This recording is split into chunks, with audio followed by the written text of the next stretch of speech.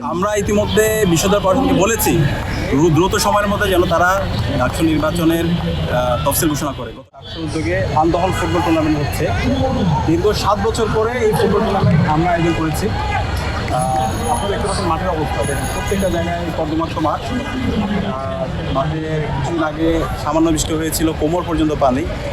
তো এই মাঠ সংস্কার করার জন্য আমরা গত 8 মাস আগে 2 কোটি টাকার একটা বাজেট নিয়ে এসেছিলাম।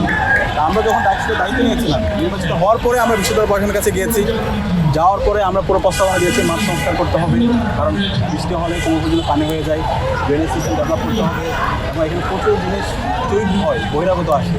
তো সিসিটিভি স্থাপন করা, পাশাপাশি এখানে গ্যালারির জন্য ছোট্ট একটা জায়গা আছে, কিন্তু পুরোটাই আমরা যদি গ্যালারি দিতে পারি তাহলে বসতে পারবে। আমাদের যে ইনডোর গেমস রুম আছে সেটাও অনেক আগে করা হয়েছে, এরপর আর কোনো ধরনের সংস্কার করা হয় নাই। তো সেই ইনডোরটা আমূল পরিবর্তন করতে হবে।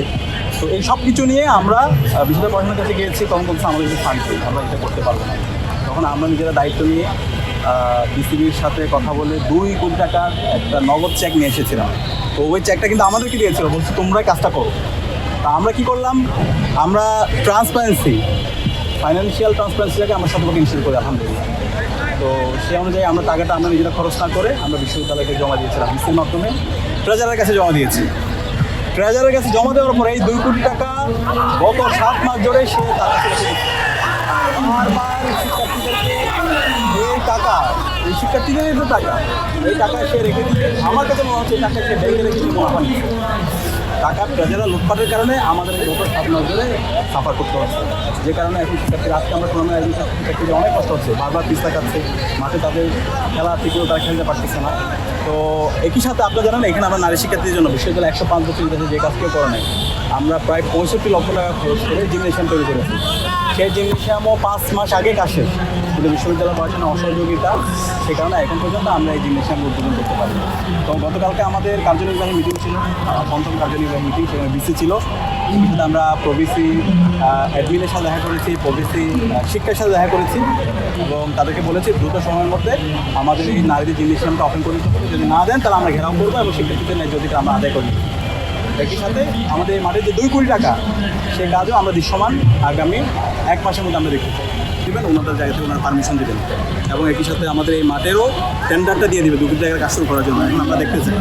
তো এইভাবে বর্তমান বিএনপি প্রশাসন এসে শিক্ষার্থীদেরকে এরকম কষ্ট দেওয়া, শিক্ষার্থীদের অধিকার হরণ করা, এটা খুব অপ্রত্যাশিত ছিল। তো আমরা আশা করব আমরা যে অধিকার শিক্ষার্থীদের জন্য নিয়ে এসেছি, শিক্ষার্থীদের জন্য যে ফান্ড নিয়ে এসেছি, সেই ফান্ডটা তারা আমাদেরকে কাজ করতে দেবে এবং শিক্ষার্থীরা যেন সুন্দরভাবে এখানে খেলতে পারে এবং একটা আধুনিক সেন্টারে আমাদের ফিজিক্যাল সেন্টারটা আমরা রূপান্তর করতে পারি, শারীরিক শিক্ষা কেন্দ্রটা আমরা রূপান্তর করতে পারি।